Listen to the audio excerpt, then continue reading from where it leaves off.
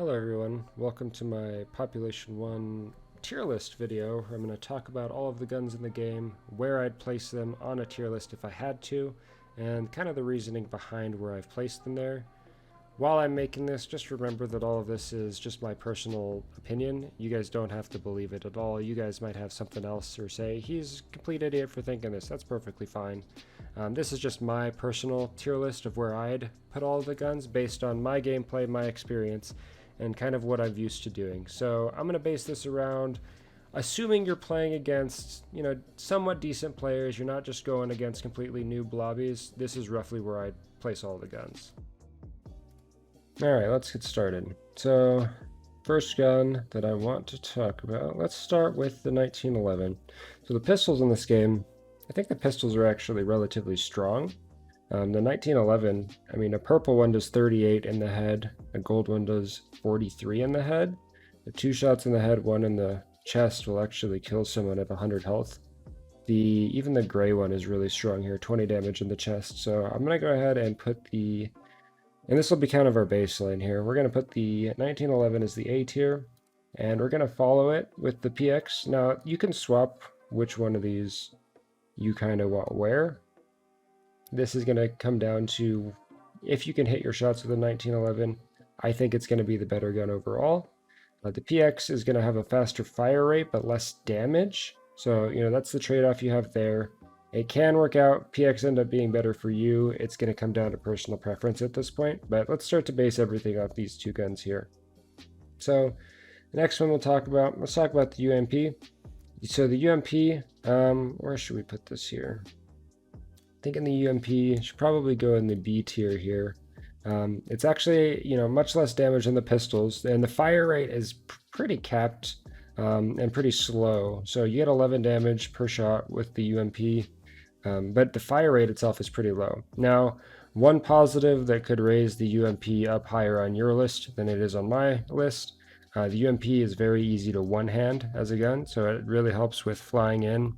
If you're doing any sort of maneuvers where you're flying in on someone, or where you're peeking over a ledge and they're pretty close, you can definitely one-hand the UMP, and the recoil is pretty easy to control.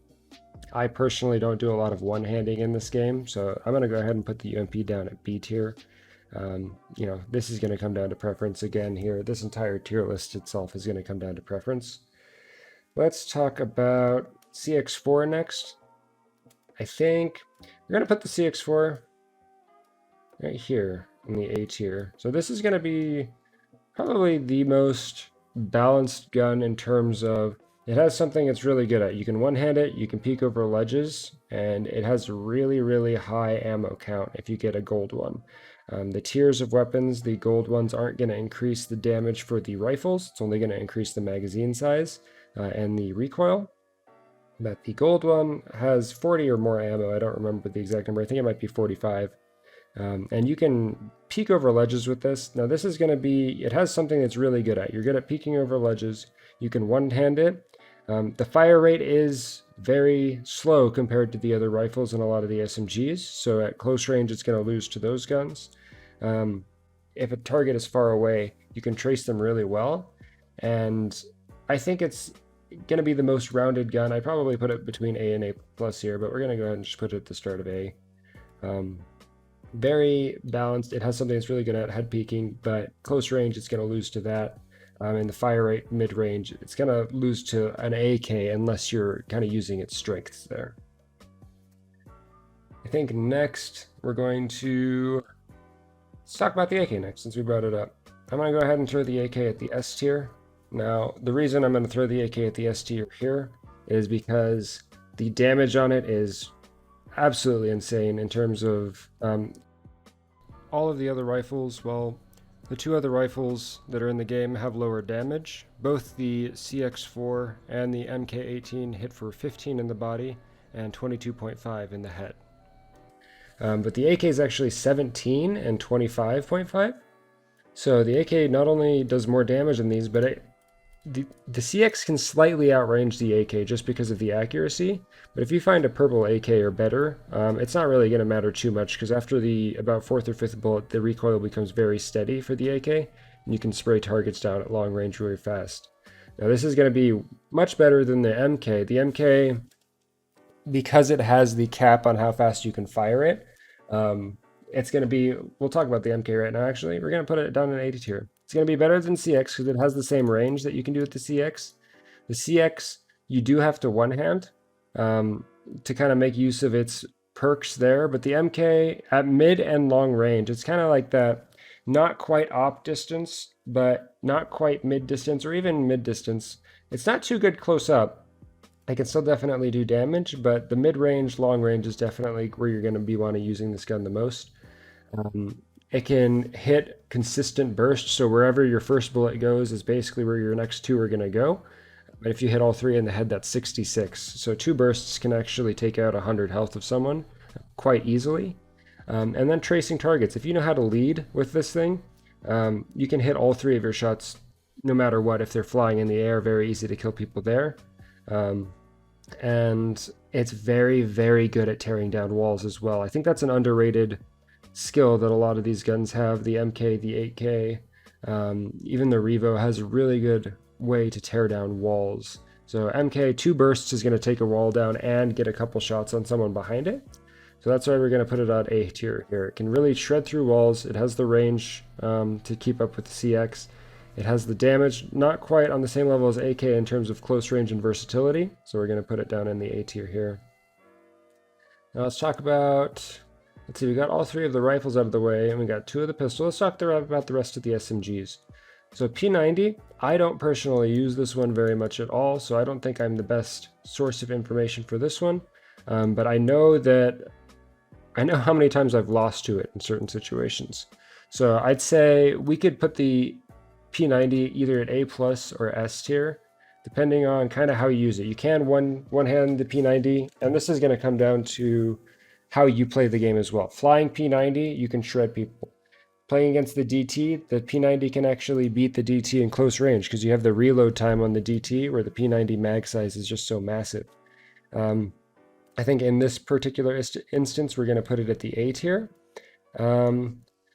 Let's keep it behind the MK just because of the range factor. As you get farther into the game, and depending on the tier of teams you're playing against, the P90 will fall off just because teams will know to kind of keep their distance a little bit more. Especially when you start getting to the last zone or two, they'll be able to know, let's fortify this specific position we have.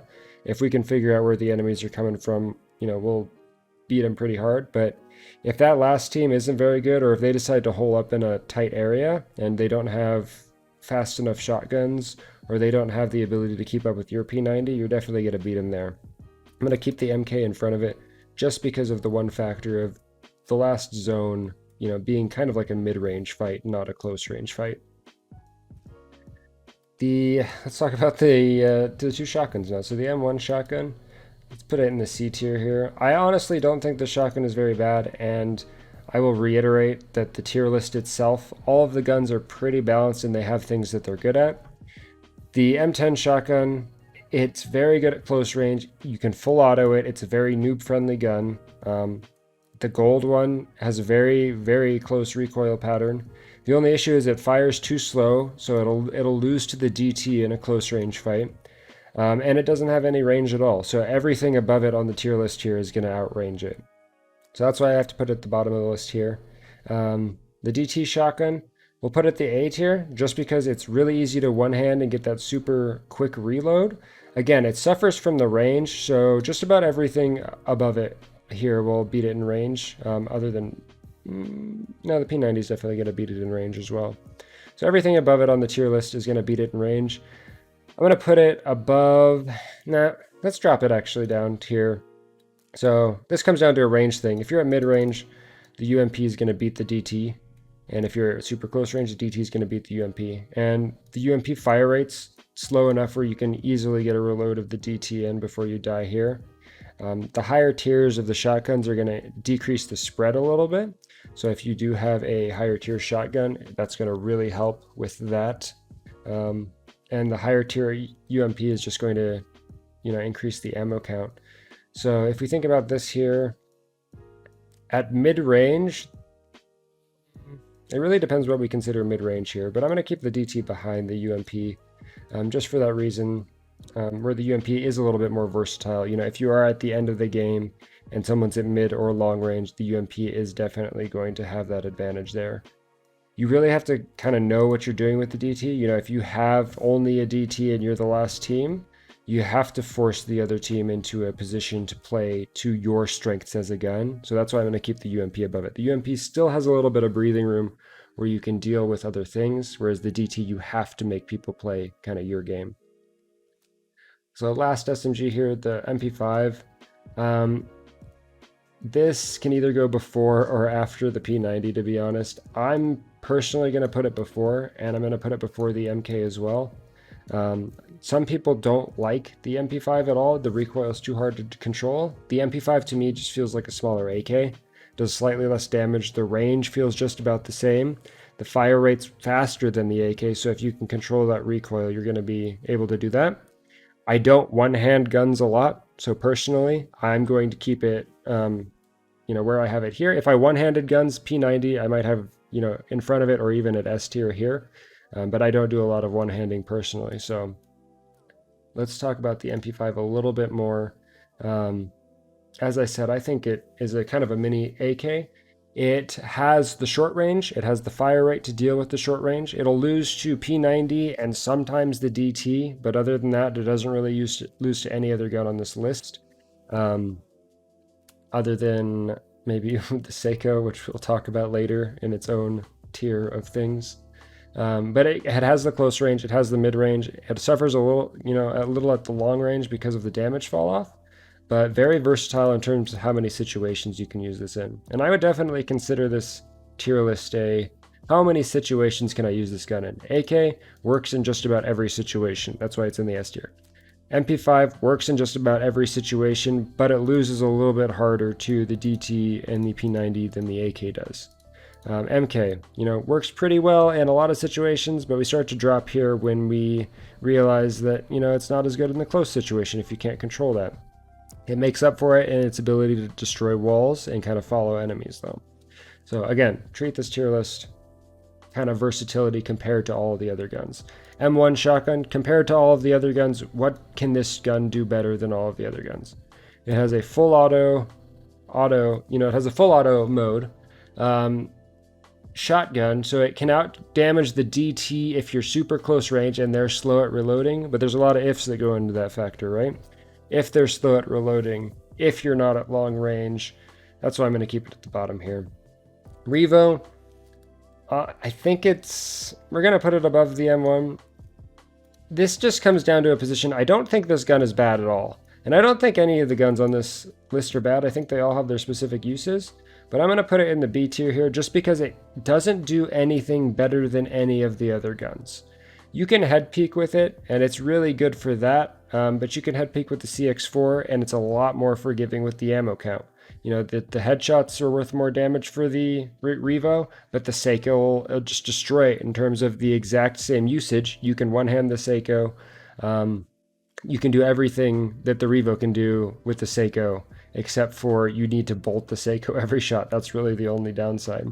But it does have its uses. It does have you can peek over corners. You can shoot people with it while peeking, which makes you really, really hard to see. At close range, just a couple, 3 shots will destroy someone's shields or kill them if you just dropped.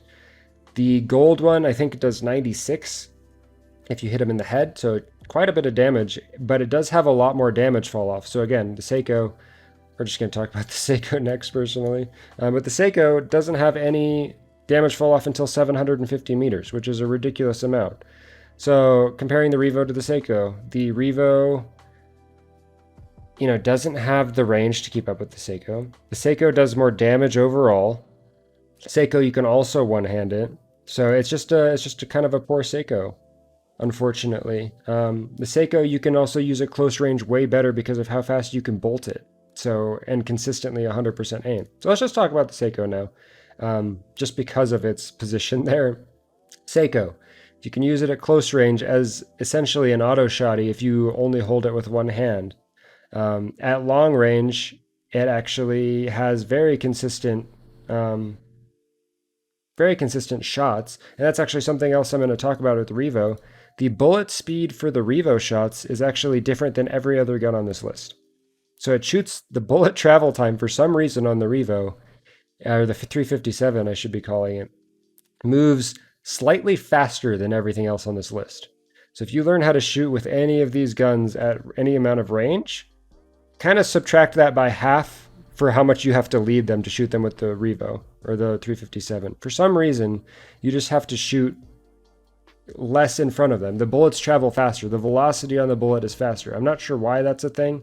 It has more fall off than the Seiko, so more damage fall off. The bullets will start doing less damage before the Seiko bullets will start doing less damage in terms of range. But every other gun on this list, the Revo just shoots faster for some reason. So Seiko, it's consistent with all the other guns. It can out damage anything on this list. It has the highest damage per second of any other gun on this list, other than maybe the AWP. But the AWP, you can't really close range it. It becomes down to RNG, so we can't really count that in this case. You can long range it. Medium range, it works perfect. Really easy to line up your shots. The purple one will 2-hit someone if you hit them in the head with your first shot or with your second shot. So it only takes 2 shots to kill with this gun. AWP, we're going to go ahead and put this at the S tier. It's really good at what it does. Long range fights, if you can manage to keep your enemies at long range, it's really good at doing that. It's got that scope, the 4x and the 8x on it, to help you out with your shots, or I think it's 2x and 4x to help you out with your shots.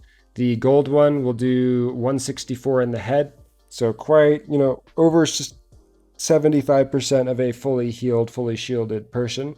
And it's, because of that scope, it's really easy to lead people.